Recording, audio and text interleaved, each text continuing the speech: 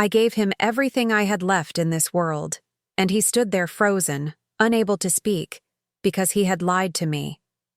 The diamond worth 10 million pounds sat in his trembling hands, and I watched his face crumble with the weight of a truth he never expected to receive.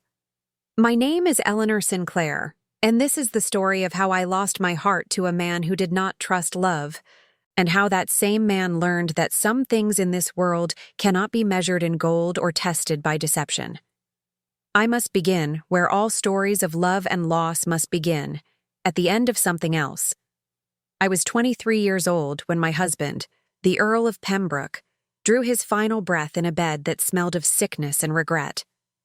Our marriage had lasted 4 years, though it felt like 40. He was not a cruel man, not in the way that makes for whispered scandals in drawing rooms, but he was absent in every way that mattered. He married me for my family name, which carried a dignity his fortune could not buy, and I married him because my father had debts that would have seen us cast into the streets. Love was never part of our arrangement.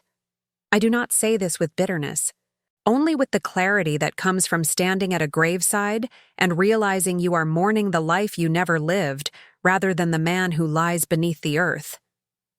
When the solicitors came to read the will, I learned what I had long suspected.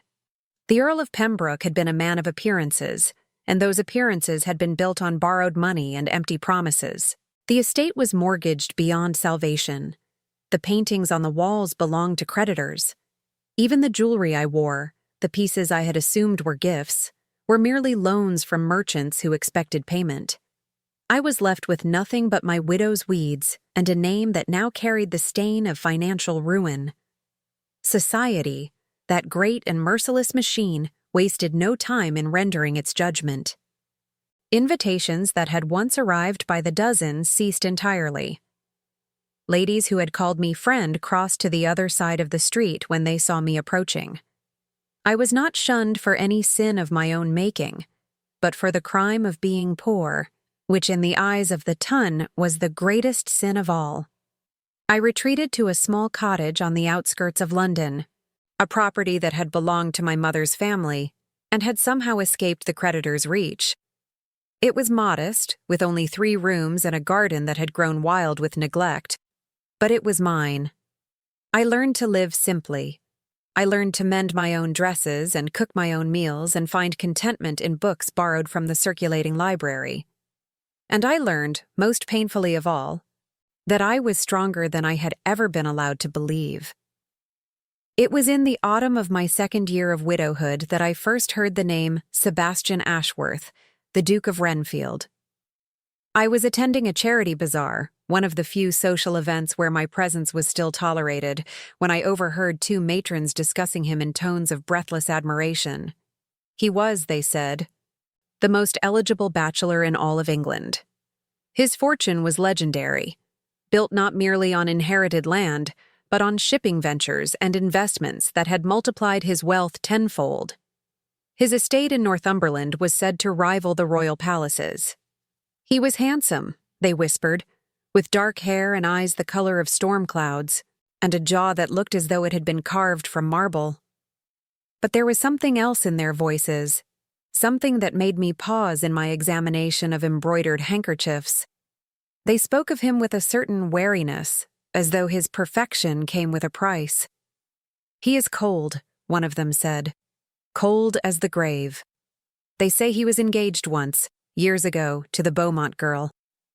But when his father died and there were rumors of debt, she fled to the continent and married a French comte within the month. The other matron clucked her tongue in sympathy. "It made him hard," she said. "He trusts no one now, especially not women who come seeking his fortune." I thought little of this conversation at the time. The affairs of dukes were as distant from my life as the movements of stars. I purchased a small jar of lavender honey and returned to my cottage, content in my solitude. But fate, as I would learn, has a way of laughing at our contentment. 3 weeks later, I received an invitation that made no sense. Lady Ashworth, the Dowager Duchess of Renfield, was hosting a winter ball at her London residence, and my name had somehow found its way onto the guest list. I turned the envelope over in my hands, certain there had been some mistake. I had never met the Dowager Duchess. I had no connection to the Ashworth family. And yet there was my name, written in elegant script, requesting the honor of my presence. My first instinct was to decline. I had nothing appropriate to wear, no carriage to convey me, and no desire to subject myself to the pitying glances and cruel whispers that followed me everywhere I went. But something stopped me. Perhaps it was curiosity. Perhaps it was the stubborn pride that had sustained me through 2 years of hardship. Perhaps it was simply the longing, buried deep beneath my practical exterior, to feel beautiful again, if only for one night. I sold a small brooch that had belonged to my grandmother, the only piece of jewelry I had managed to keep hidden from the creditors, and used the money to have my best morning gown altered and refreshed. I hired a modest carriage for the evening. I arranged my hair in the style I had worn before my marriage, when I had still believed that life held infinite possibilities. And on the night of the ball, I stepped into the glittering world I had been exiled from, determined to hold my head high regardless of what awaited me. The Ashworth London residence was magnificent, a sprawling townhouse that took up an entire corner of Mayfair. Candles blazed in every window, and the sound of music drifted into the cold night air like a promise. I ascended the marble steps on trembling legs, presented my invitation to the footman, and was ushered into a world of silk and crystal and laughter. I felt immediately out of place. My gown, though carefully mended, was clearly last season's fashion. My jewelry, what little I had, was modest to the point of plainness.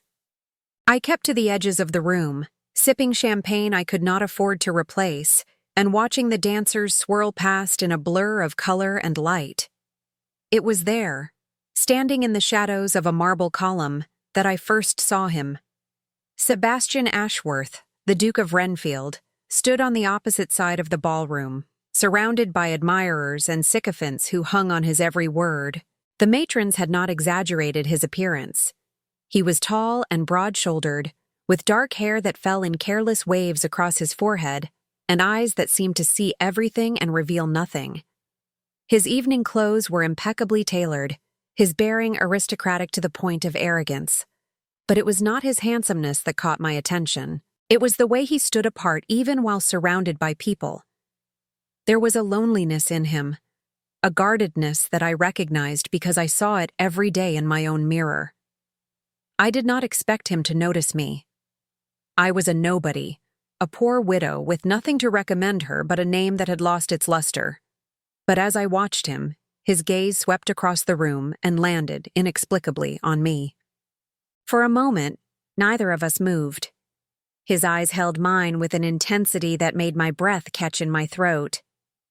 I felt as though he were looking not at me but into me, seeing past the worn gown and the careful composure to something hidden beneath. Then he looked away, and the spell was broken, and I told myself that I had imagined the whole thing. I was preparing to leave, to slip away before anyone noticed my presence or absence, when a voice stopped me. "You are Lady Eleanor Sinclair, are you not?" I turned to find the Dowager Duchess of Renfield standing before me. She was a formidable woman in her 60s, with silver hair piled high upon her head and eyes that sparkled with intelligence and, I thought, a hint of mischief. I curtsied deeply. "I am, Your Grace. I must confess, I was surprised to receive your invitation. I do not believe we have ever been introduced." "We have not," she said, "but I knew your mother. We were friends in our youth, before she married your father and disappeared into the country. I was saddened to hear of her passing. I felt a sudden tightness in my throat. My mother had died when I was 17, long before my marriage, and I still missed her with an ache that time had not diminished. "Thank you, Your Grace," I managed to say. "She spoke of you often. She said you were the bravest woman she had ever known." The Dowager Duchess laughed, a warm and genuine sound. "Brave or foolish, depending on who you ask. But come, my dear, you must let me introduce you to my son. He has been watching you all evening.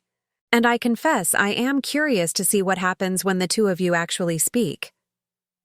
Before I could protest, she had taken my arm and was leading me across the ballroom toward the Duke of Renfield. My heart pounded against my ribs. I was acutely aware of every flaw in my appearance, every whisper that followed in my wake. "Sebastian," the Dowager Duchess said as we approached, "this is Lady Eleanor Sinclair. Her mother was a dear friend of mine. Eleanor, this is my son Sebastian." The Duke turned to face me, and I was struck again by the intensity of his gaze. Up close, I could see that his eyes were not merely gray but contained flecks of blue and green, like sunlight filtering through storm clouds. "Lady Sinclair," he said, inclining his head. "I have heard your name." I curtsied, hoping he could not see how my hands trembled. "Your Grace, I hope what you have heard has not been entirely unflattering." A ghost of a smile crossed his lips. "It has been entirely accurate, which is worse. The Tun speaks of you as a woman of dignity who has borne misfortune with grace. Such praise makes one suspicious." I raised my chin, meeting his gaze directly. "I was not aware that dignity was cause for suspicion, Your Grace. In my experience, Lady Sinclair, everything is cause for suspicion. It is the only way to protect oneself from disappointment." There was a bitterness in his voice that surprised me. Here was a man who had everything, wealth and power and position, yet he spoke as though the world had wounded him deeply. I thought of what the matrons had said about his broken engagement, and I felt an unexpected surge of sympathy. "That sounds like a lonely way to live," I said softly. His eyes flickered, something shifting behind the careful mask he wore. "Perhaps," he said, "but loneliness is preferable to betrayal." The Dowager Duchess, who had been watching our exchange with obvious interest, chose that moment to intervene. "Sebastian," she said, "do stop being so gloomy. It is a ball, not a funeral. Ask Lady Sinclair to dance before someone else claims her." "Mother," the Duke said, his tone carrying a warning. But she merely smiled and drifted away, leaving us alone together in the middle of the crowded ballroom. The Duke was silent for a long moment, and I thought he would make some excuse and walk away. But instead, he extended his hand toward me. "Would you do me the honor, Lady Sinclair?" I should have refused. I should have remembered my place, remembered that I was a poor widow with nothing to offer a duke but scandal and debt. But something in his eyes, some flicker of genuine interest beneath the cold exterior, made me place my hand in his. His fingers closed around mine, warm and strong, and he led me onto the dance floor.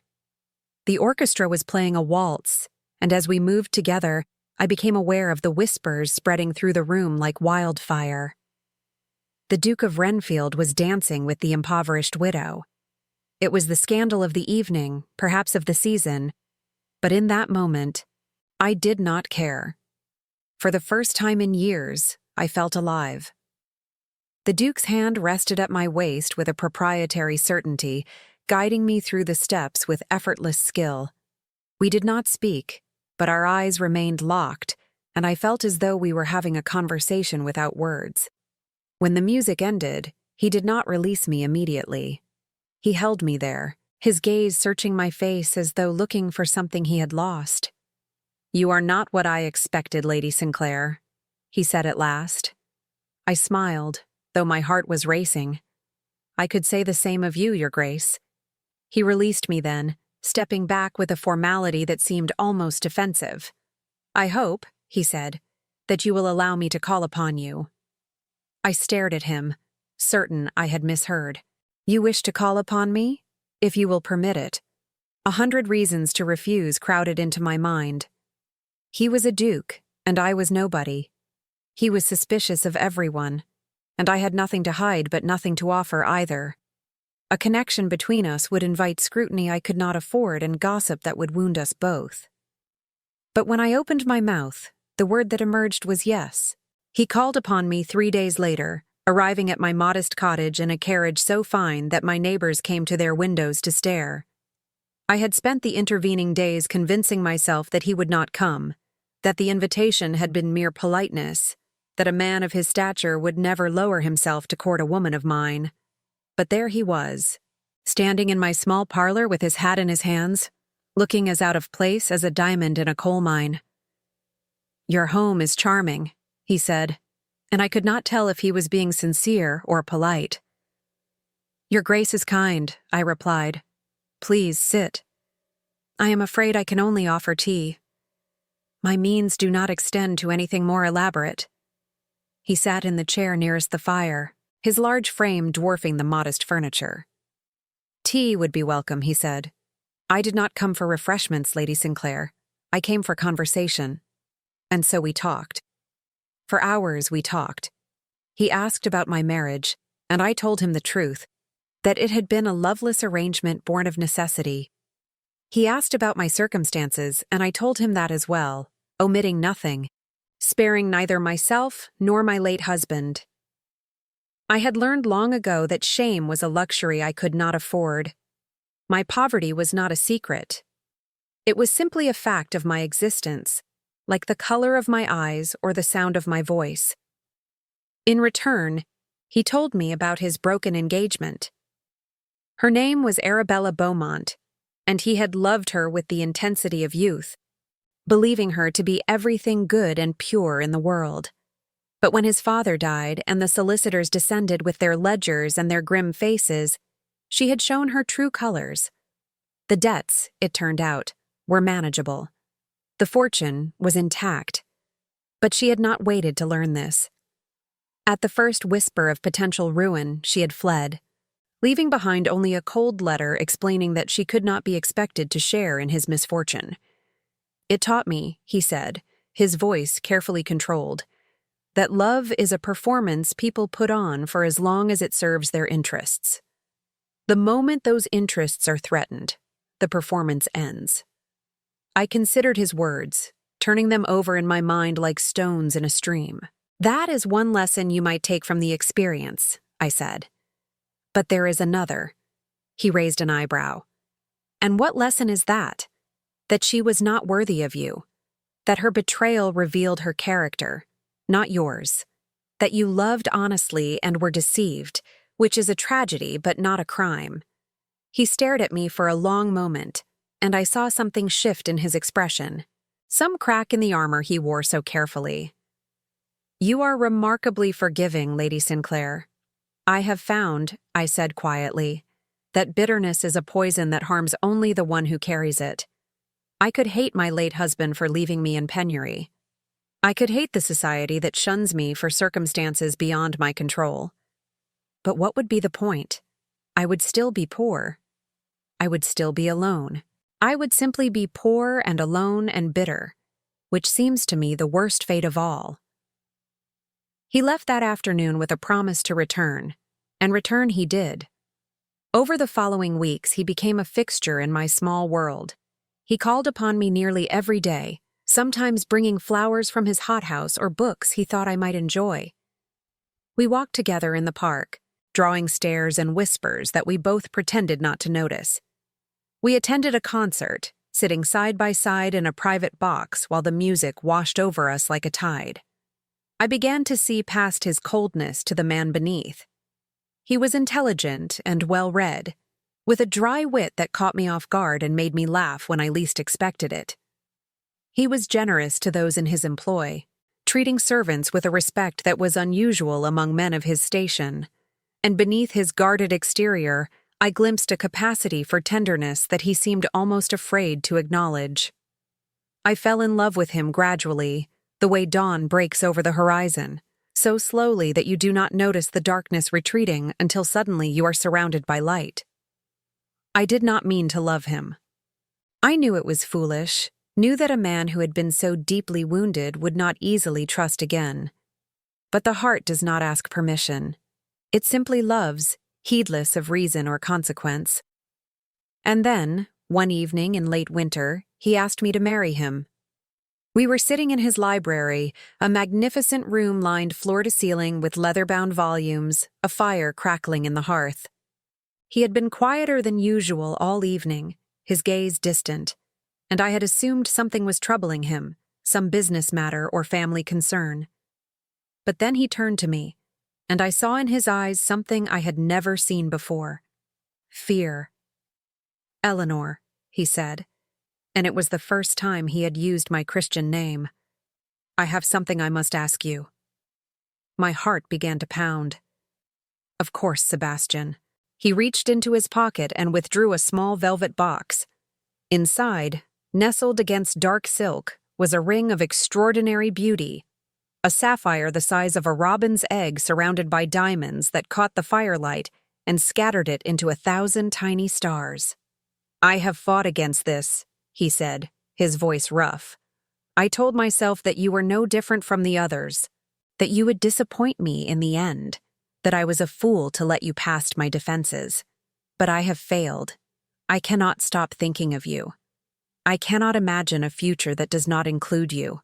I am asking you, Eleanor, to be my wife." I stared at the ring, then at him, and I felt tears prick my eyes. I wanted to say yes. Every fiber of my being screamed at me to accept, to seize this chance at happiness before it slipped away. But I could not lie to him. Not about this. "Sebastian," I said, my voice trembling, "I must be honest with you. I have nothing to bring to this marriage. No dowry, no fortune, no connections of value. I am a poor widow with a tarnished name. If you marry me, society will never forgive you. They will say you have been duped by a fortune hunter." He was already shaking his head. "I do not care what society says. I have money enough for 10 lifetimes. What I lack is someone who sees me as I am, not as a title or a fortune. Someone who speaks the truth even when it is difficult. Someone who has borne hardship with grace and emerged stronger for it. I am not asking for your dowry, Eleanor. I am asking for your heart." The tears spilled over then, tracking down my cheeks. "You have it," I whispered. "You have had it for weeks now. I love you, Sebastian, more than I ever thought myself capable of loving anyone." He took my hand in his, sliding the ring onto my finger, and then he kissed me for the first time. It was a gentle kiss, almost reverent, and I felt in it all the things he could not say, all the hope and fear and longing that he had buried so deep. We set the wedding for spring. The engagement was announced in the papers, and the reaction was everything I had feared. The gossip columns were merciless, speculating about what schemes I must have employed to ensnare a duke. Former friends of my late husband wrote letters suggesting that I had somehow orchestrated his financial ruin. Anonymous notes arrived at my cottage, warning me that I was not welcome in society and never would be. But Sebastian stood by me through all of it. He dismissed the rumors with a wave of his hand and treated me with such open affection in public that the gossips were forced to grudgingly admit that perhaps, just perhaps, this was a love match after all. I should have been happy. I was happy. But there was a shadow that lurked at the edges of my joy, a whisper of doubt that I could not quite silence. Sebastian had proposed to me. Yes. He had declared his love. Yes. But there were moments when I caught him watching me with an expression I could not read, something calculating behind his eyes, and I would feel a chill run down my spine for reasons I could not explain. I told myself I was being foolish. I told myself that his past had made him guarded, that he was simply struggling to overcome years of suspicion. I told myself that love would heal whatever wounds remained. I was wrong. The letter arrived on a gray morning in early March, when the trees were just beginning to show the first green buds of spring. It came by private messenger, sealed with the Ashworth crest, and it was addressed not to me, but to my butler, who brought it to me with trembling hands. I opened it with a sense of foreboding that I could not explain. The letter was from Sebastian's solicitor. It informed me, in dry legal language, that the Duke of Renfield had suffered catastrophic financial losses. His shipping ventures had failed. His investments had collapsed. His estates were mortgaged beyond redemption. The Duke was, in short, ruined. The letter went on to explain that Given these circumstances, Sebastian would understand if I wished to reconsider our engagement. He had instructed his solicitor to inform me that he would release me from any obligation, that he would bear no ill will, that he only wished for my happiness. I read the letter 3 times, certain I must be misunderstanding. Sebastian? Ruined? It seemed impossible. He was one of the wealthiest men in England. His fortune was legendary, the subject of endless speculation and envy. How could it simply vanish overnight? But the letter was clear, and the seal was genuine, and I felt my world tilt beneath my feet. My first thought was of Sebastian. Where was he? What must he be feeling? To lose everything so suddenly, so completely, it must be devastating. I imagined him alone in that great library, surrounded by books he could no longer afford to keep, and my heart ached for him. My second thought was of myself, and I am not proud of this. I thought of what I had endured, the years of poverty and shame after my husband's death. I thought of the creditors and the whispers, and the endless struggle to maintain dignity in the face of destitution. I thought of starting over again, this time with nothing at all, not even the small cottage that had been my refuge. And then, for one terrible moment, I thought of leaving. It would be so easy. Sebastian had given me permission. He expected me to go, just as Arabella had gone all those years ago. I could write a polite letter, return the ring, walk away with my reputation intact. No one would blame me. Everyone would understand. But even as these thoughts passed through my mind, I felt a revulsion so profound that it made me physically ill. This was not who I was. This was not who I wanted to be. I had known poverty. I had survived it. And I knew, with a certainty that went beyond reason, that I would rather be poor with Sebastian than rich without him. I loved him. Not his title, not his fortune, not the life of luxury he could provide. I loved him. The man who hid his tenderness behind walls of ice, the man who quoted poetry when he thought no one was listening, the man who had looked at me as though I were something precious and rare, and I would not abandon him in his hour of need. That night, I did something I had never done before. I went to the small chest where I kept my most treasured possessions, the few things that had escaped the creditors after my husband's death. At the very bottom, wrapped in faded velvet, was a box I had not opened in years. Inside lay the Sinclair diamond. It had been in my family for generations, passed down from mother to daughter in secret, hidden even from husbands and solicitors. My mother had given it to me on her deathbed, pressing it into my hands with instructions never to sell it except in the direst emergency. "It is your safety," she had whispered, her voice thin with illness. "Your one guarantee that you will never be entirely without options. Keep it hidden, tell no one, and use it only if there is no other choice." I had kept her secret faithfully. Not even my husband had known of its existence. I had never been tempted to sell it, not even in my darkest hours, because doing so would have felt like betraying her memory. But now, looking at the stone glittering in the lamplight, I knew what I had to do. The diamond was worth a fortune. 10 million pounds, my mother had told me, perhaps more. It was enough to save Sebastian's estates, to pay his debts, to restore everything he had lost. And I would give it to him freely, without hesitation.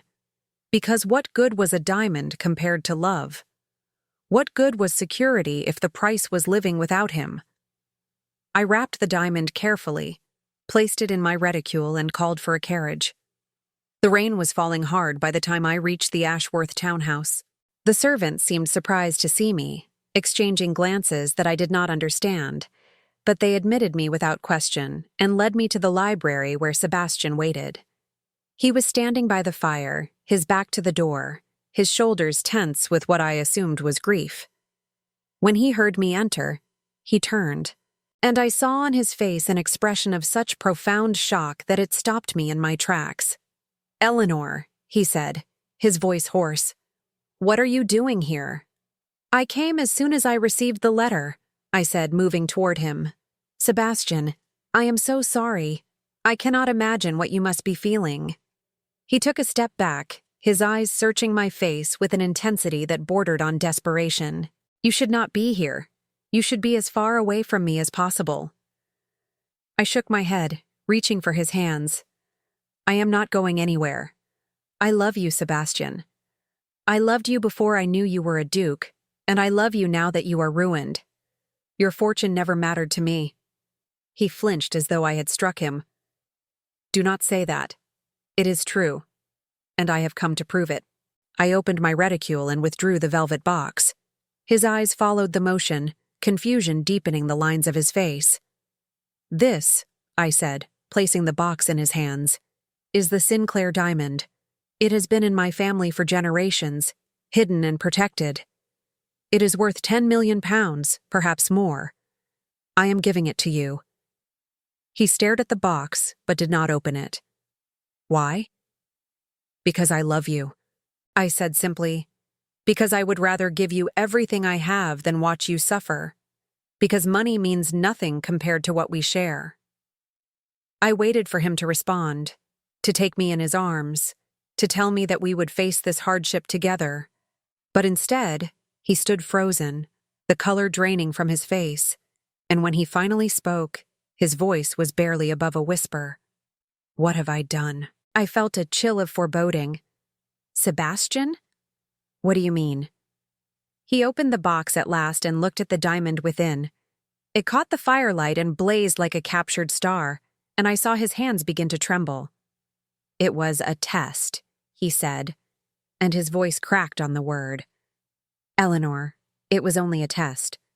For a moment, I did not understand. A test? What kind of test? He set the box on the mantel and turned away from me, running his hands through his hair in a gesture of anguish. I am not ruined. I never was. I fabricated the letter, the rumors, all of it. I wanted to see if you would leave me when you thought I had nothing. I wanted to know if you were different from Arabella, or if you would prove that every woman is the same. The words hit me like physical blows. I felt my knees weaken, my vision blur, my heart shatter into 1,000 pieces. You lied to me, I said, and my voice sounded distant and strange, as though it belonged to someone else. You made me believe you were in despair. You made me grieve for you, fear for you. And it was all a test. He turned to face me, and I saw tears streaming down his cheeks. I am sorry. Eleanor, I am so desperately sorry. I never imagined you would do this. I thought you would hesitate at least. I thought you would ask questions, demand proof, show some sign of calculation. But instead you came through the rain with a diamond worth 10 million pounds, ready to sacrifice everything for me, and I realize now that I have done something unforgivable. I was trembling so violently that I had to grip the back of a chair to remain standing. You have been testing me from the beginning, I said. Every moment of our courtship, every declaration of love, it was all part of your scheme to see if I could be trusted. No, he said, his voice desperate. My feelings for you have always been real. The test was a moment of weakness, a last vestige of the suspicion that has poisoned my life. I never should have done it. I knew you were different. I knew it in my heart. But my fear was stronger than my faith, and now I have destroyed the only pure thing I have ever known. I looked at him, at this man I had loved so completely, and I felt a grief so profound that I could not speak. He had doubted me. After everything I had shared with him, after I had bared my soul and offered him my heart, he had still believed that I might be mercenary, calculating, false. I turned and walked toward the door. Eleanor, please, he called after me. Please do not leave. Let me explain. I paused with my hand on the doorknob. There is nothing to explain, I said, not turning around. You did not trust me? Despite everything I told you, despite everything I showed you, you could not believe that I loved you for yourself alone. And perhaps I cannot blame you for that. Perhaps your past made such trust impossible. but I cannot stay with a man who would deceive me so cruelly, even out of fear. I cannot lose you, he said, and I heard in his voice a desperation that tore at my heart. Eleanor, I cannot live without you. I closed my eyes against the tears that threatened to fall. Then you should have thought of that before you lied to me. I walked out into the rain and did not look back. The weeks that followed were the darkest of my life.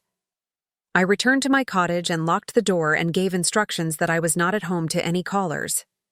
Sebastian sent letters, flowers, gifts, all of which I returned unopened.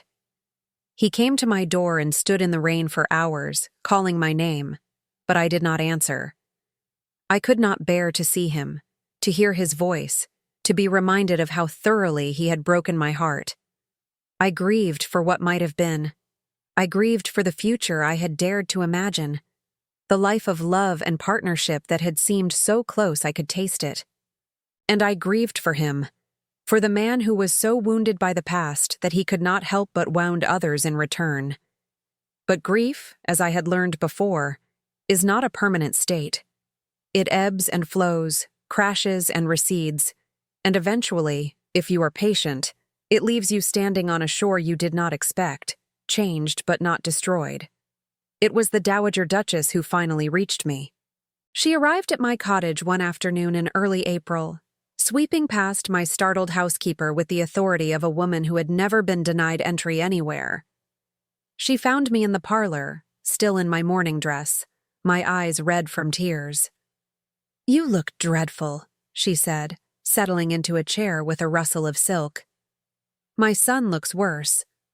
I have come to talk sense into one of you, and I am starting with you because you have always seemed the more reasonable of the pair."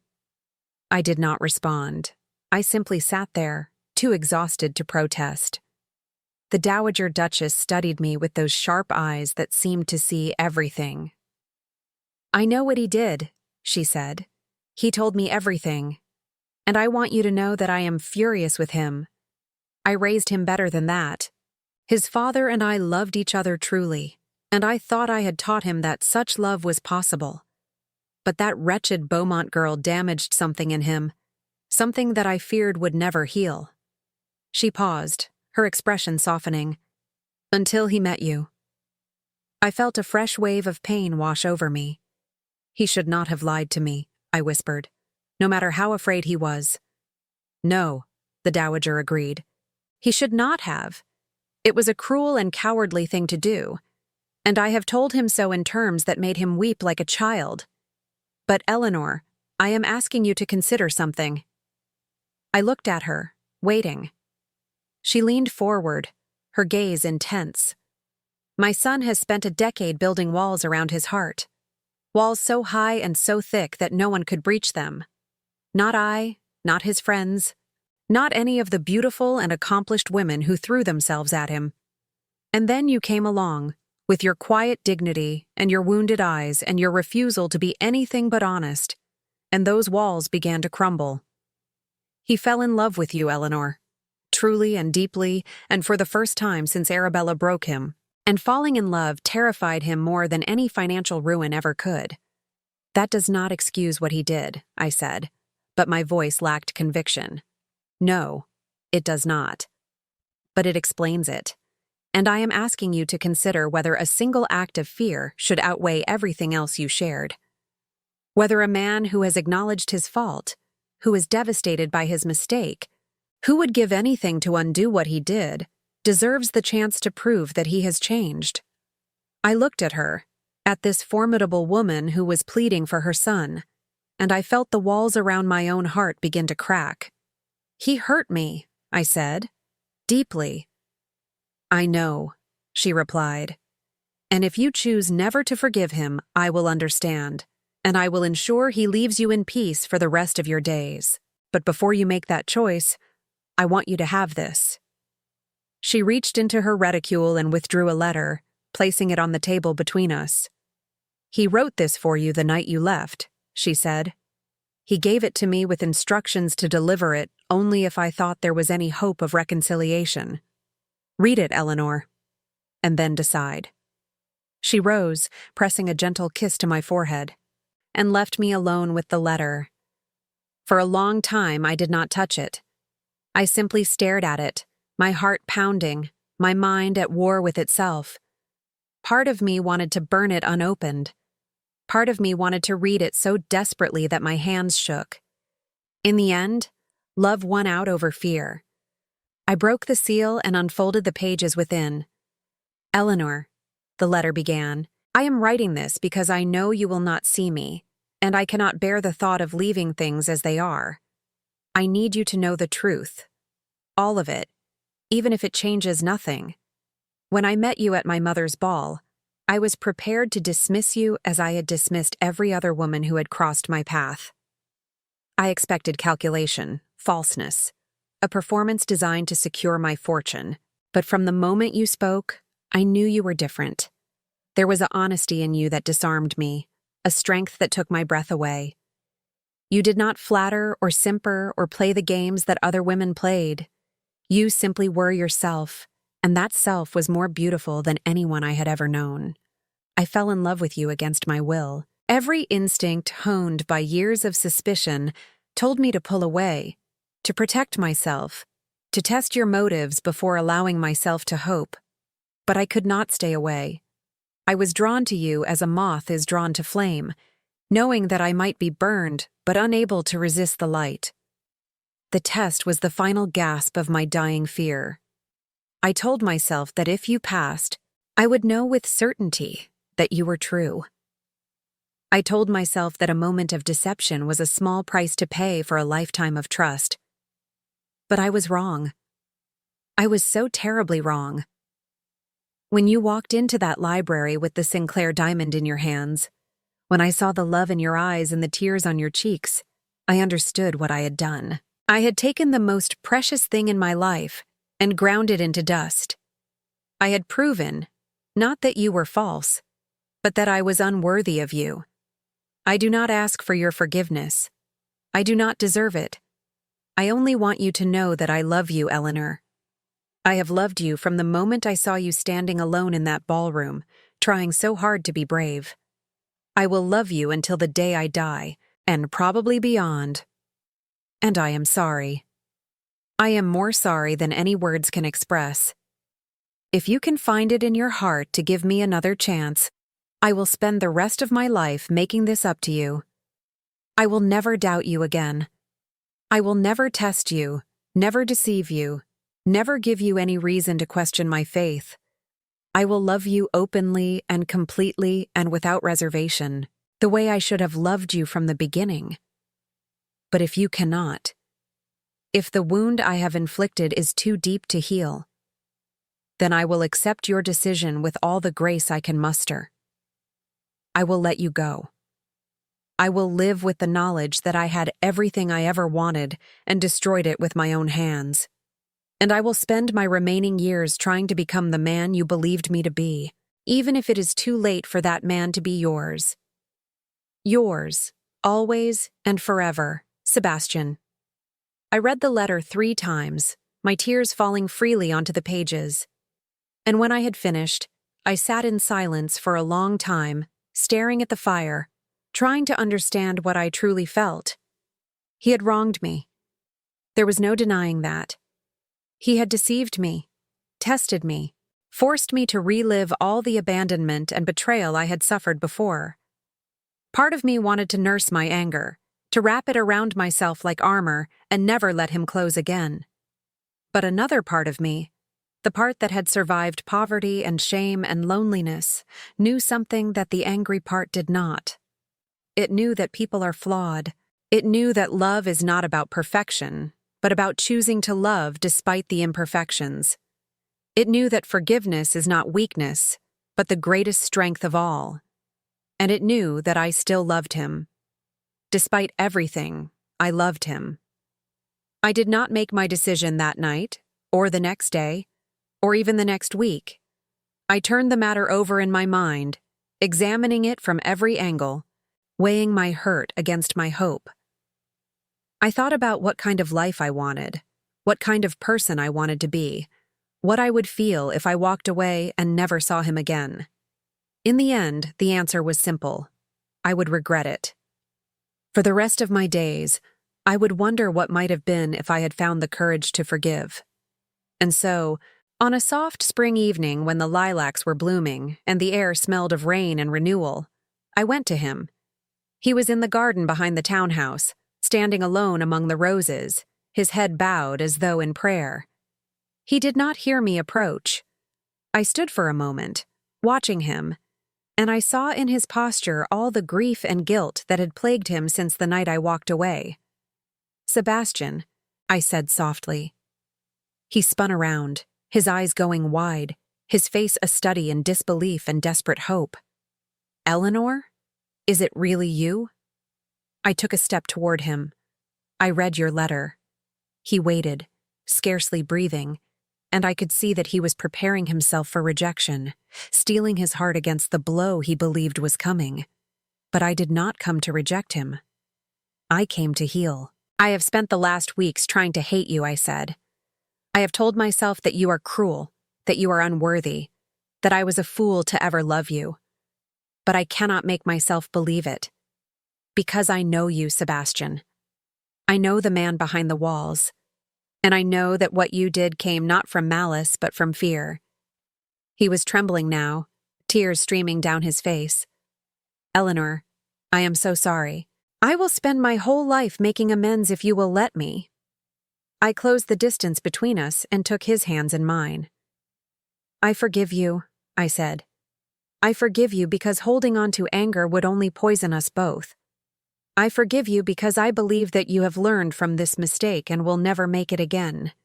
And I forgive you because I love you, and love without forgiveness is not love at all." He pulled me into his arms then, holding me so tightly that I could feel his heart pounding against mine. "I do not deserve you," he whispered into my hair. "I will never deserve you." "Perhaps not," I said, and I felt a smile tugging at my lips despite everything. "But you have me nonetheless. Do try not to waste the gift." He drew back to look at me, and in his eyes I saw something I had never seen before. Not suspicion, not calculation, not the guarded wariness that had marked our every interaction. I saw love, pure and unshielded, offered without reservation or defense. "I love you, Eleanor Sinclair," he said. "I love you more than I have ever loved anything in my life. And if you will still have me, I will prove it to you every single day until my last breath." I reached up and touched his face, tracing the path of his tears. "Then prove it," I said, "starting now." He kissed me then, in the garden full of roses, with the spring rain beginning to fall around us like a blessing. And in that kiss, I felt all the walls between us crumble at last, leaving nothing but two hearts, battered and imperfect, learning to beat as one. We were married a month later, in a small ceremony at the chapel on his estate in Northumberland. The Dowager Duchess wept with joy. The Tun whispered that it was the most romantic thing they had ever heard. And I, who had once believed that my life was over, found that it was only beginning. The Sinclair diamond, which Sebastian had tried to return to me 100 times, eventually found its proper home. I gave it to the Dowager Duchess to be held in trust for the next generation, a symbol of the love that had been tested and found true. She wept when I placed it in her hands and told me that I was the daughter she had always wished for. As for Sebastian, he kept his word. He never tested me again, never doubted me, never gave me any reason to question his faith. He loved me openly and generously, with a tenderness that sometimes took my breath away. The cold, guarded duke that the world had known vanished entirely, replaced by a man who smiled easily and laughed often, and looked at me each morning as though he could not believe his good fortune. We had many happy years together, years filled with love and laughter and the quiet contentment of two people who had found their home in each other. There were difficulties, of course. There always are.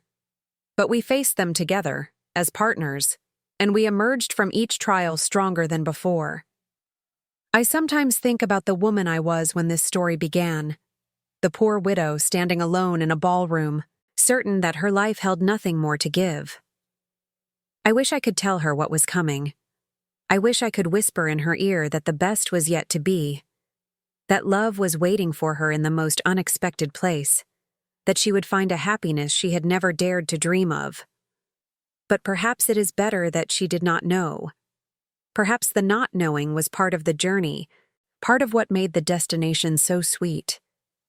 I am old now, sitting by the fire in the house that has been my home for so many years, writing these words by candlelight as the snow falls softly outside the window. Sebastian sleeps in the chair beside me, his hair white, his face lined with age, still the most handsome man I have ever known. I look at him and I feel the same flutter in my heart that I felt all those years ago when he first asked me to dance. He stirs, as though sensing my gaze, and opens his eyes. "What are you thinking about?" he asks, his voice thick with sleep. "I am thinking," I say, "about how glad I am that I forgave you." He smiles, that smile that still makes my heart skip a beat. "So am I, my love. So am I." He reaches for my hand, and I give it to him, and we sit together in the firelight. Two old fools who somehow found their way through the darkness to something that feels very much like grace. The diamond, people sometimes say, is the most remarkable part of the story. 10 million pounds, handed over without hesitation, an act of love so extravagant that it beggars belief. But they are wrong. The diamond was only a symbol, a tangible representation of something far more valuable. The most remarkable part of the story is the forgiveness, the choice to love again after being wounded, the courage to trust when trust has been betrayed, the understanding that people are flawed and broken and capable of terrible mistakes, and that loving them anyway is not foolishness, but faith.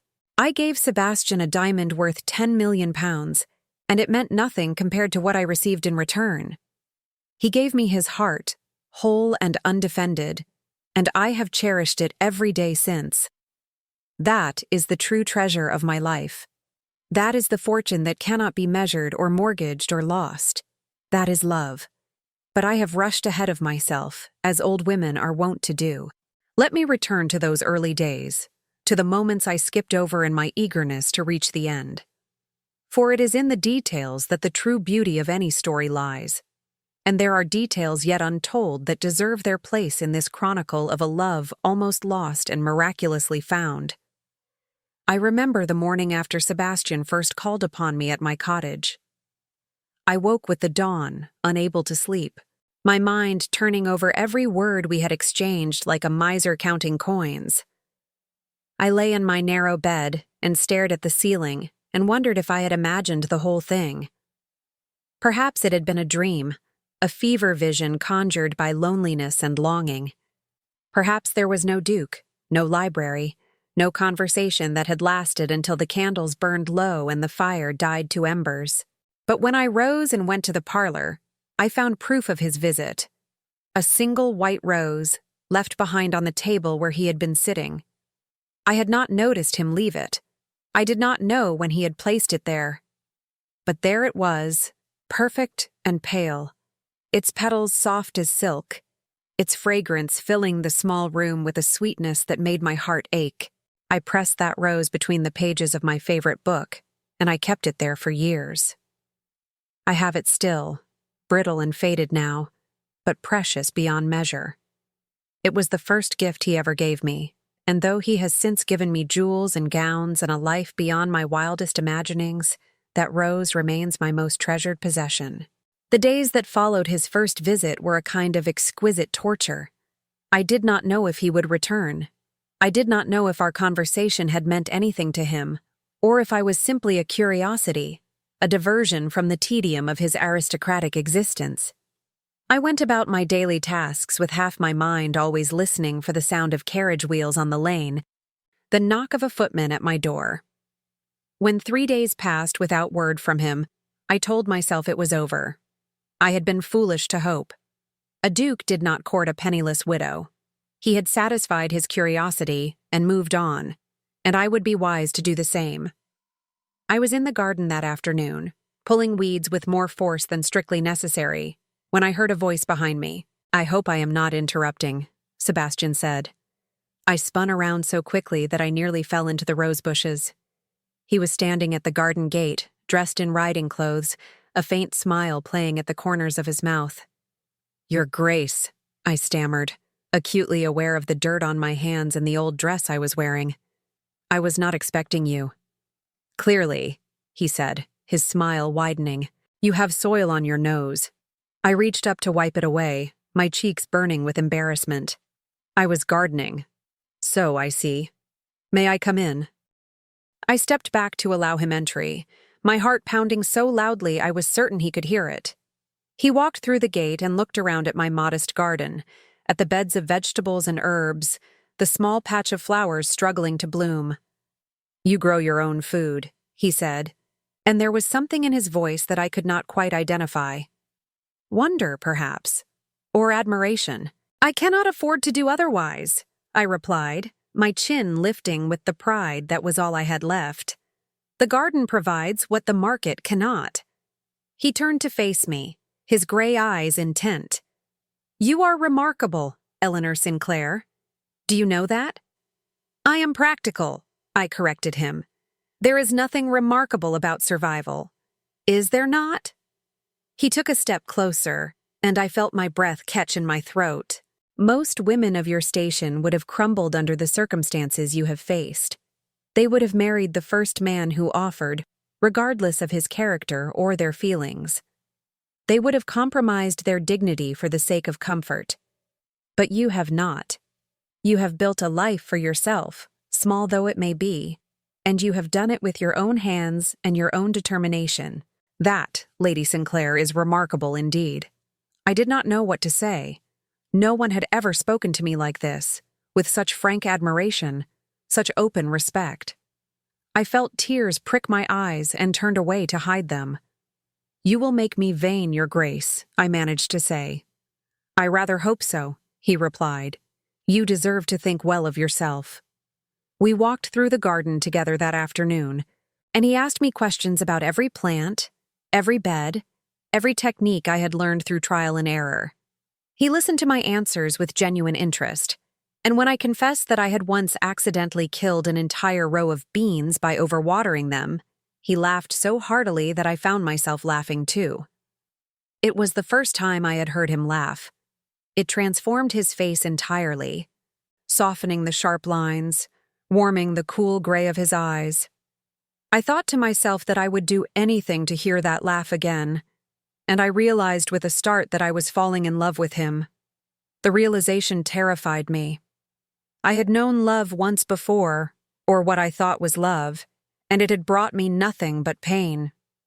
My marriage to the Earl of Pembroke had been a transaction, but I had entered it with hope, believing that affection might grow from proximity, that respect might blossom into something deeper. I had been wrong. The Earl had been kind enough in his way, but he had never loved me, and I had learned to protect my heart by expecting nothing. Now, with Sebastian, I felt those defenses crumbling. He made me laugh. He made me think. He looked at me as though I were the only woman in the world, as though my opinions and feelings mattered more than all the wealth of the British Empire. And when he took my hand to help me over a puddle in the lane, the touch of his fingers sent sparks racing up my arm. I knew I should be careful. I knew that a man of his station did not marry a woman of mine, that our connection, whatever it was, could only end in heartbreak. But the heart does not listen to reason. It loves whom it loves, and mine had chosen Sebastian Ashworth. As the weeks passed, our connection deepened. He came to see me nearly every day, and our conversations ranged across every topic imaginable. Politics and philosophy, art and literature, the state of the poor and the responsibilities of the wealthy. I learned that he was far more than the cold, guarded duke the world believed him to be. He was curious and thoughtful, with a keen intelligence that delighted in debate, and a dry wit that caught me off guard at unexpected moments. I also learned the depth of the wound that Arabella Beaumont had left on his soul. He spoke of her only once, On a gray afternoon when the rain was falling and we were seated by the fire in my parlor, but that single conversation revealed everything. She was beautiful, he said, staring into the flames. Beautiful and charming and everything I thought I wanted. I was young, barely 22, and I believed that love conquered all. When my father died and the solicitors began their grim accounting, I was not worried. I knew there would be challenges, but I also knew that we would face them together. I waited, not speaking, sensing that he needed to tell this story at his own pace. His voice hardened. She did not even wait for the full accounting. The moment she heard the word debt, she was gone. Within a week, she was on a ship to France. Within a month, she was married to a comte with a fortune that made mine look like pocket change. She sent me a letter, he added, his jaw tightening. A single paragraph explaining that she could not be expected to suffer for my family's mismanagement.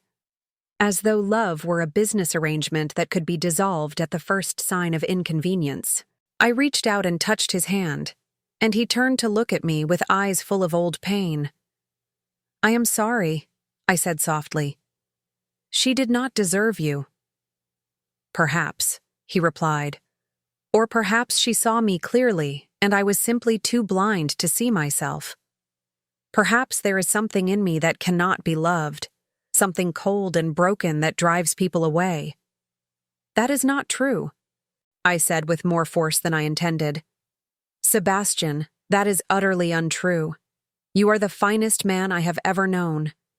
If she could not see that, the fault was hers, not yours."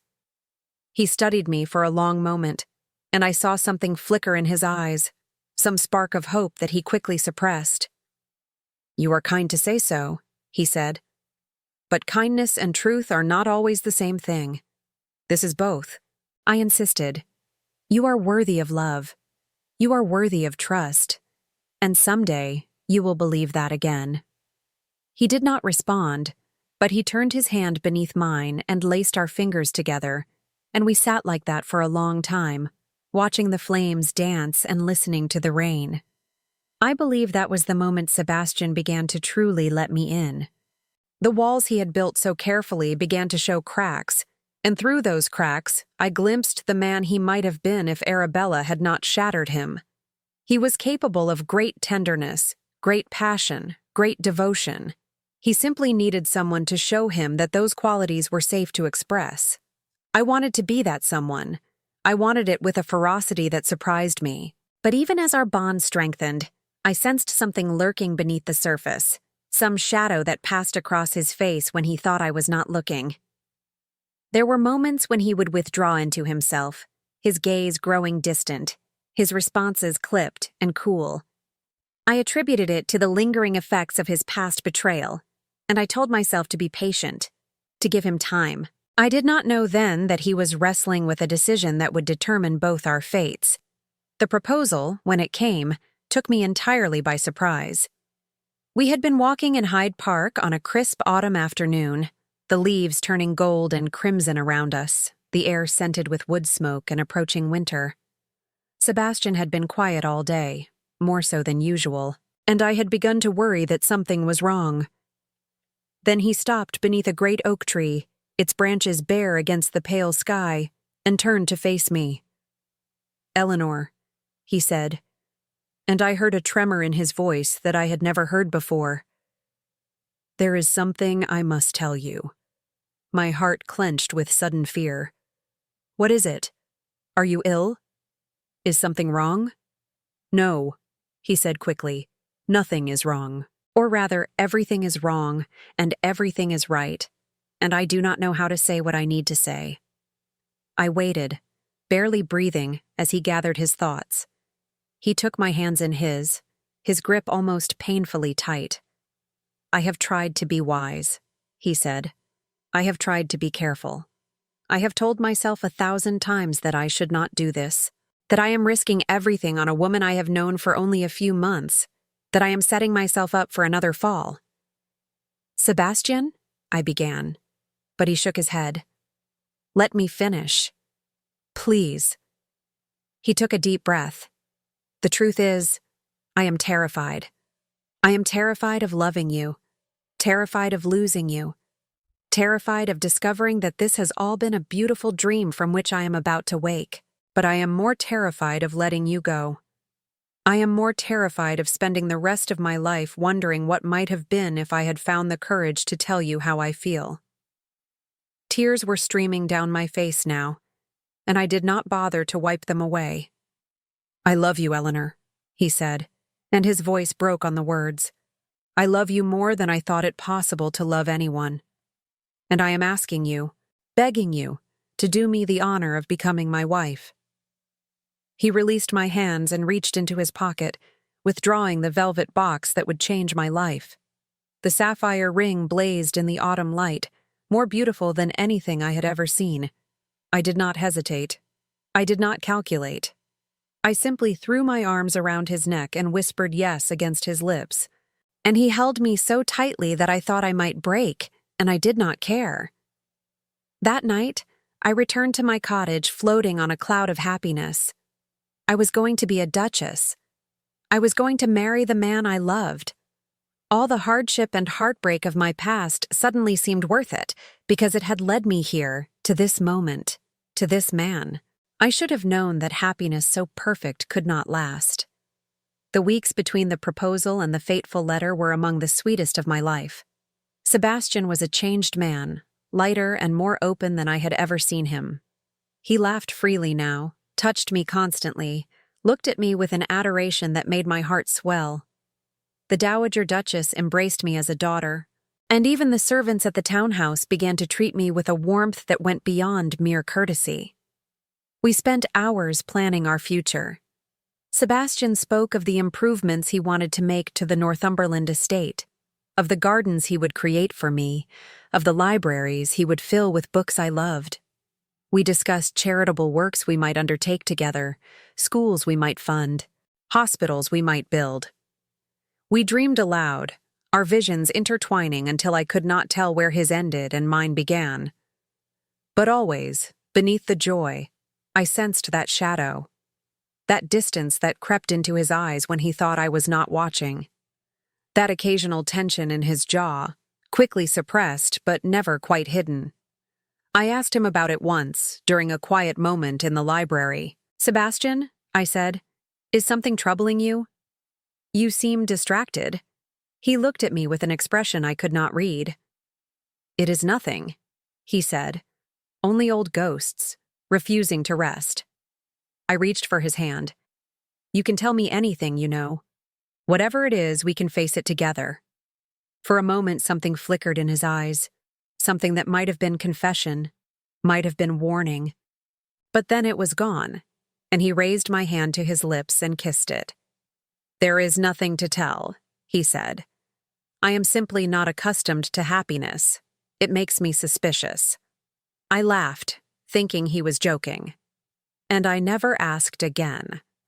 The letter arrived on the morning of what I thought would be the happiest day of my life. We were to attend the opera that evening, our first public appearance since the engagement was announced. I had spent hours preparing, choosing my gown with care, arranging my hair in an elaborate style that the Dowager Duchess's maid had taught me. I wanted to prove to the world that Sebastian had not made a mistake, that I was worthy of standing at his side. When the messenger came, I assumed it was a note from Sebastian, perhaps some romantic missive to carry me through the hours until I saw him again. I opened it with a smile on my face. The smile died as I read. "I have already told you of the letter's contents, of the fabricated ruin, of the lie designed to test my loyalty. But I have not told you what it felt like to read those words, to feel my heart stop and then restart with a painful lurch, to understand in an instant that everything I had dared to hope for was being torn away. I sat in my parlor for hours, the letter crumpled in my hands, unable to move or speak or think. The world had tilted on its axis, and I was falling, with nothing to hold on to and no ground in sight. I thought of Sebastian, alone in that great house, believing himself ruined. I thought of the pride he carried like armor, the dignity that meant more to him than life itself.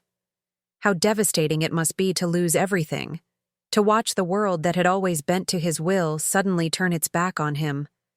And I thought of myself, of my own experience with financial ruin, of the years I had spent clawing my way back from the abyss. I knew what awaited him. I knew the humiliation, the isolation, the slow erosion of everything you thought you were. I knew how it felt to be abandoned by those who had claimed to love you. I could not let him face that alone. The decision to give him the diamond was not made lightly. I sat with the Sinclair diamond in my hands for a long time, turning it over, watching the light fracture and scatter across my skin. This stone represented everything I had left of my family, everything that connected me to my mother, everything that stood between me and utter destitution. If I gave it away and Sebastian's fortunes did not recover, I would have nothing. No safety net, no escape, no future beyond the one I made with my own hands. But what was safety compared to love? What was security compared to the chance to stand beside the man who had given me back my hope? My mother had told me to use the diamond only in the direst emergency. This, I decided, qualified. I wrapped it in velvet, placed it in my reticule, and went out into the rain. The journey to the Ashworth townhouse seemed to take forever. The carriage rattled through streets that swam with water, and I sat in the darkness, my heart pounding, my thoughts racing.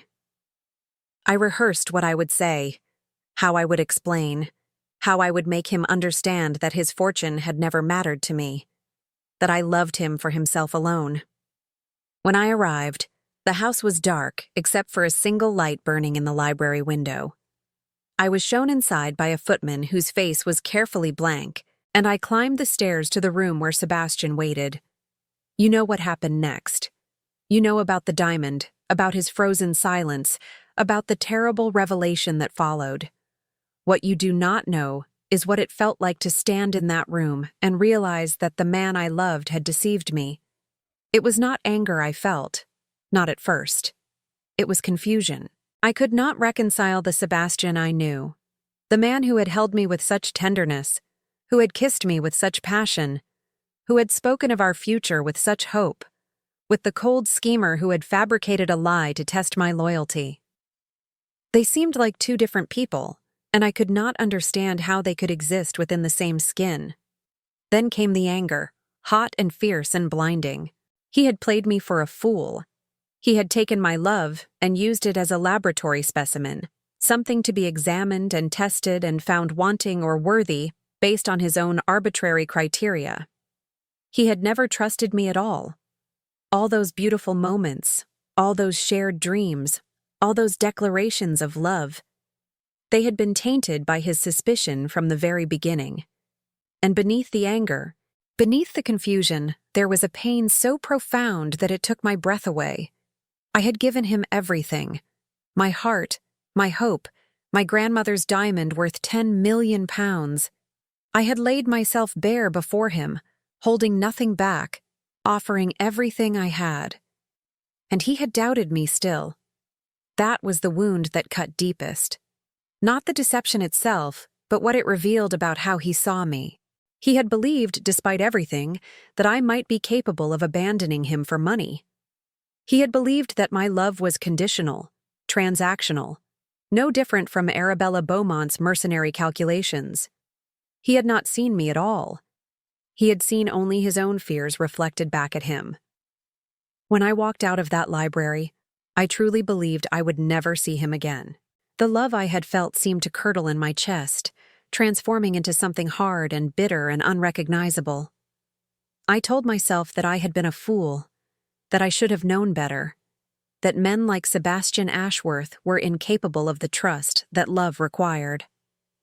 I returned to my cottage and locked the door and did not emerge for weeks. The letters came first, one every day, sometimes two. I recognized Sebastian's handwriting on the envelopes, the bold strokes that had once made my heart leap with anticipation. Now they only made me feel tired. I stacked them on the table by the door, unopened and unanswered. Then came the flowers. Roses, lilies, orchids, bouquets so elaborate that they must have cost a fortune. I gave them to my neighbors, explaining that I had a persistent admirer I wished to discourage. They did not ask questions. They had already heard the whispers about my broken engagement. Then came Sebastian himself. I was sitting by the fire one evening, wrapped in a shawl, staring at nothing, when I heard a commotion outside. A man's voice, raised in argument with my housekeeper, the sound of footsteps on the stairs. And then, a knock at my parlor door. I did not answer. I did not move. "Eleanor?" Sebastian's voice came through the wood, rough with exhaustion and something that might have been tears. "Eleanor, please. I know you are there. I know you can hear me. Please, just let me see you. Just for a moment. Just long enough to tell you how sorry I am." I closed my eyes against the pain his voice evoked. "I have been standing outside your cottage for 3 hours," he continued. "I will stand here all night if I have to. I will stand here until I collapse. I will not leave until you give me the chance to explain." "There is nothing to explain," I said, and my voice sounded hollow and strange. "You did not trust me. That is all I need to know." A long silence. Then, his voice again, softer now. "You are right. I did not trust you. I should have. And I did not. And it is the greatest regret of my life. But Eleanor, please understand. My distrust had nothing to do with you. It was my own fear, my own brokenness, my own inability to believe that anyone could love me without conditions. You deserved better. You deserved a man who would trust you implicitly from the first moment. I am not that man. I wish I were, but I am not." "Then why should I forgive you?" I asked, and there was genuine confusion in my voice. "Why should I bind myself to a man who will always doubt me?" "Because I will not," he said, and there was a fervor in his voice that made me catch my breath. "Because what you did, coming to me with that diamond, offering to sacrifice everything for my sake, it broke something in me, Eleanor. It shattered the last of my defenses. I saw you for what you truly are, not a reflection of my fears, but a woman of extraordinary courage and love. And I will never doubt you again. I swear it on my life." I sat in silence, his words washing over me like waves on a shore. I wanted to believe him. Part of me desperately wanted to open that door and fall into his arms and forgive everything. But another part of me was too wounded to trust. "Go away, Sebastian," I said at last. "I need time to think." I heard him exhale, a sound of defeat. "How much time?" "I do not know. Weeks. Months. Perhaps forever. I cannot make you any promises." A long pause. Then quietly, "I will wait. However long it takes. Eleanor, I will wait." I heard his footsteps retreat, the front door close, the carriage wheels roll away into the night, and I sat alone by the dying fire, wondering if I would ever feel whole again. The weeks that followed were a study in solitude. I saw no one except my housekeeper and the occasional tradesman. I walked in my garden, tending plants that seemed as lifeless as I felt. I read books I could not remember the next day. I went through the motions of living without actually being alive. And every day I thought of Sebastian. I thought of his laugh, that rare and precious sound that had transformed his face. I thought of his hands, gentle and sure, guiding me through a waltz. I thought of his eyes, those storm-gray depths that had seen through all my defenses and loved what they found. I thought of the letter he had written, the one the Dowager Duchess had brought me. I had read it so many times that I could recite it from memory. His words haunted me, beautiful and painful in equal measure. "I love you more than I thought it possible to love anyone." Had he meant it? Could a man who truly loved someone deceive them so cruelly? But then I thought of my own love, and I knew the answer. Love did not make us perfect. It did not erase our flaws or heal our wounds or free us from the fears that haunted us. It simply was, a force as natural and unstoppable as the tide. and we could no more control its expression than we could control the weather. Sebastian had loved me and doubted me at the same time. The two truths were not mutually exclusive. They were simply human. The question was whether I could accept that humanity, with all its imperfections, or whether I would demand a perfection that no man could give. I thought of my mother in those final days before her death. She had loved my father despite his weaknesses, his tendency to gamble, his inability to manage money. She had stayed with him through every setback, every failure, every moment of despair. And when I asked her once how she could bear it, she had smiled and said, "Love is not about finding someone perfect, Eleanor. It is about finding someone whose imperfections you can live with." I had not understood her then. I had been young and idealistic, certain that love should be effortless, that true soulmates would never hurt each other. Now, sitting alone in my parlor with my heart in pieces, I began to understand. It was in this state of mind that the Dowager Duchess found me. She swept into my cottage like a force of nature, ignoring my protests, ordering my housekeeper to bring tea and cakes and anything else that might induce me to eat something for the first time in days.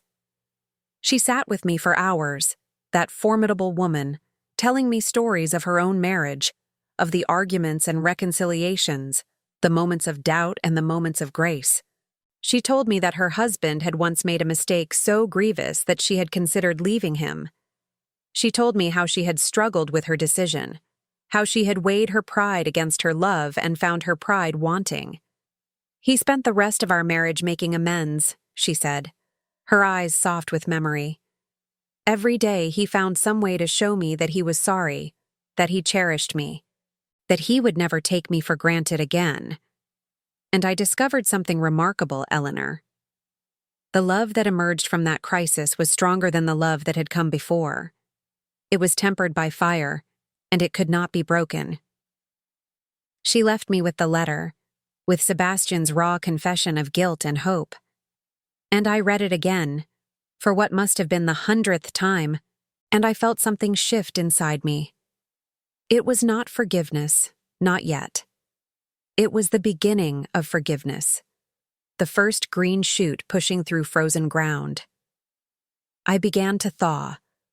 The process was gradual.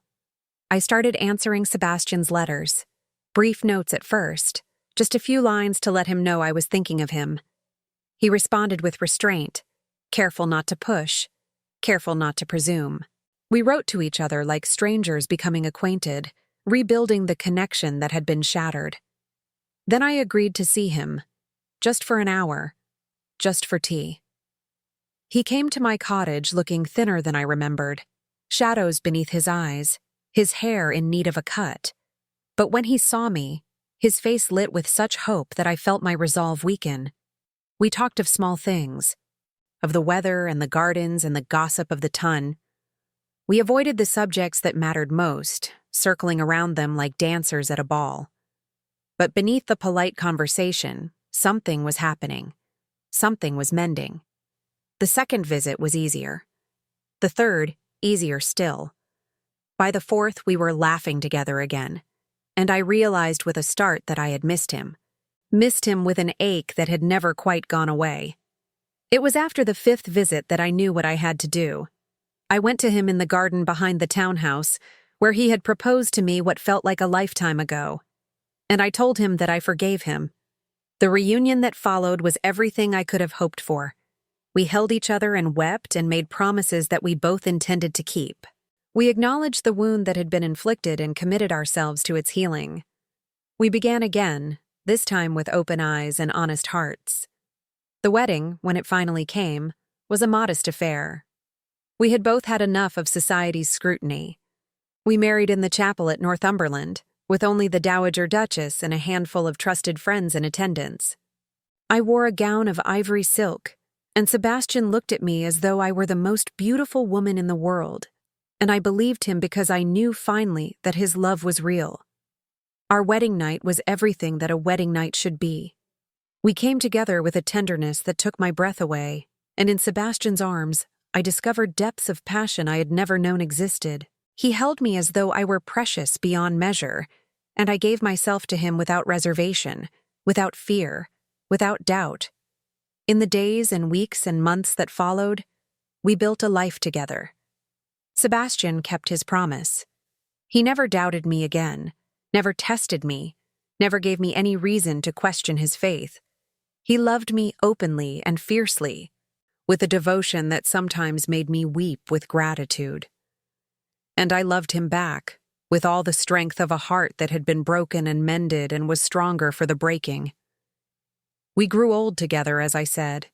We weathered storms and celebrated joys.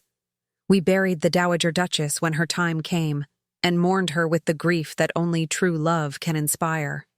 We gave the Sinclair diamond to a museum where it could be seen and admired by all, a symbol of a love that had been tested and found true. And now, at the end of my days, I sit by this fire and write these words for whoever might find them. I write them as a testament to the power of forgiveness, to the resilience of the human heart, to the truth that love, real love, can survive even the cruelest test. Sebastian is gone now. He passed peacefully in his sleep 3 winters ago, his hand in mine, a smile on his lips. I miss him every day with an ache that has not lessened with time. But I do not grieve for him. I cannot grieve for a man who gave me such happiness, who showed me what love could be when 2 people chose it again and again, every day, in the face of every obstacle. I will join him soon. I can feel it in my bones, that quiet calling that comes to all who have lived long and loved well. And when I do, I will go to him with joy, knowing that what we shared was worth every tear, every doubt, every moment of pain. He froze when I handed him that diamond, all those years ago. He froze because he realized, in that moment, what he had done and what he stood to lose. But he did not stay frozen. He thawed, as I did. He opened his heart, as I opened mine. And together, we found something more precious than any gemstone, more valuable than any fortune. We found each other. I gave him everything I had left in this world, and he stood there frozen, unable to speak. But in the end, it was not the diamond that saved us. It was the love that prompted me to give it, and the courage that prompted him to receive it with open hands and an open heart. That is the end of my story. That is the truth of how I lost everything and gained everything, how I was tested and found true, how I learned that the greatest treasure is not one you can hold in your hands, but one you hold in your heart. I close this chronicle now, as the fire dies and the night deepens, and my eyes grow too heavy to write. I close it with gratitude for the life I have lived, the love I have known, the man who taught me that even the coldest heart can learn to trust again. Sebastian, my love, I am coming to you soon. Wait for me. I will be there before the dawn. And together, we will walk into whatever comes next, hand in hand, heart to heart, as we have always done, as we always will. For love, true love, is not bound by time or circumstance. It is not diminished by doubt or betrayal. It does not die when we die. It simply transforms, becoming something eternal, something that transcends the boundaries of this mortal life. Sebastian taught me that. His love, imperfect as it was, human as it was, showed me what it means to choose someone again and again, even when choosing is hard, even when doubt whispers in your ear, even when fear makes you want to run. He chose me. Every day of our marriage, he chose me. And I chose him. We chose each other through arguments and reconciliations, through illness and health, through all the ordinary moments that make up a life. We chose each other when it was easy and when it was hard, when the sun was shining and when the storms raged. That choosing, that daily commitment to love despite everything, is what made our marriage strong. It was not passion alone, though we had plenty of that. It was not compatibility, though we were remarkably well suited. It was the deliberate, Conscious decision to put the other person first, to prioritize their happiness, to work through difficulties rather than surrendering to them. I wish I could tell every young woman who reads this that love is not a fairy tale. It is not a perfect prince sweeping you off your feet and carrying you to a castle where you will live happily ever after without effort or struggle. That is fiction. Beautiful fiction, but fiction nonetheless. Real love is messier. Real love involves two imperfect people choosing to build something together, knowing that they will hurt each other, knowing that they will disappoint each other, knowing that they will sometimes wonder if they made the right choice. Real love is the commitment to stay anyway, to forgive anyway, to keep showing up even when showing up is the hardest thing in the world. Sebastian and I built a real love. It was not perfect. We had our disagreements, our moments of frustration, our times when we wondered if we truly understood each other at all. But we never stopped trying. We never stopped talking. We never stopped believing that what we had was worth fighting for. And it was. It was worth every fight, every tear, every moment of uncertainty. If I could go back to that night in the rain, when I walked into Sebastian's library with a diamond in my hands and discovered the full extent of his deception, I would change nothing. Not the pain I felt, not the weeks of separation, not the slow and difficult process of rebuilding trust. All of it was necessary. All of it shaped us into the people we needed to be. The fire that tested our love made it stronger. The breaking made us whole. That is the paradox at the heart of every great love story. We must be broken before we can be mended. We must lose everything before we can gain what truly matters. We must face the darkness before we can appreciate the light.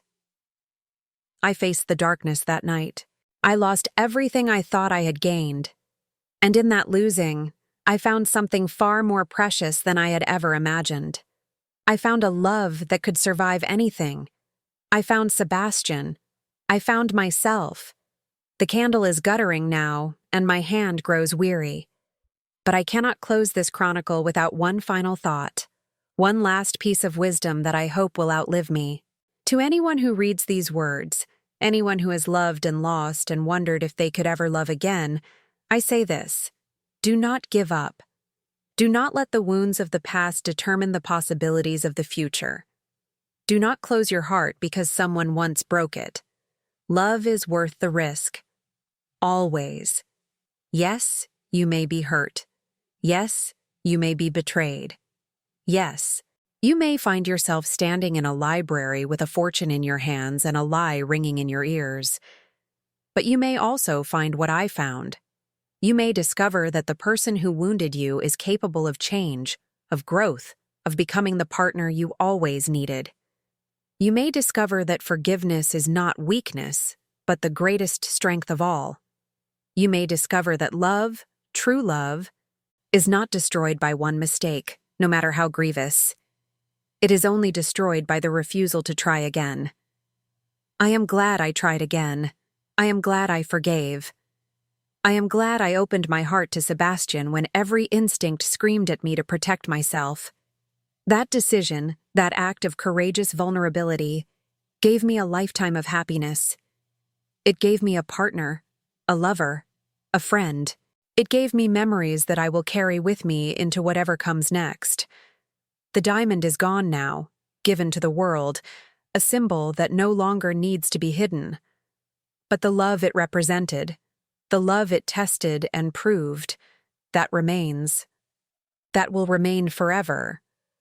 Love is the only treasure that death cannot take from us.